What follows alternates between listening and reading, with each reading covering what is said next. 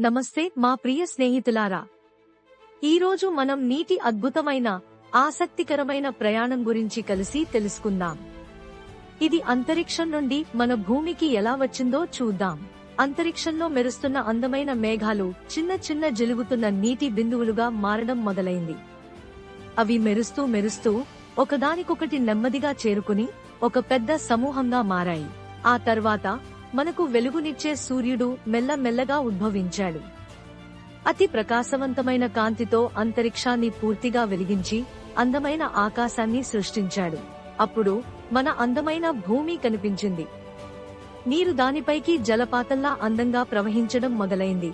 అందులో నదులు, సముద్రాలు ఏర్పడ్డాయి. చాలా కాలం క్రితం డైనోసార్లు కూడా ఈ అదే నీటిని తాగేవని మీకు తెలుసా? అంటే మనం ఇవాళ తాగే ప్రతి నీటి చుక్కలో భూమి చరిత్ర దాగి ఉంది. నీరు ఎంత అద్భుతమైనదో, ఎంత మాయాజాలం లాంటిదో మీరు చూశారా? మన చుట్టూ ఉన్న ప్రపంచం గురించి ఎప్పుడూ ఆసక్తిగా ఉండండి మరియు కొత్త విషయాలు నేర్చుకోండి.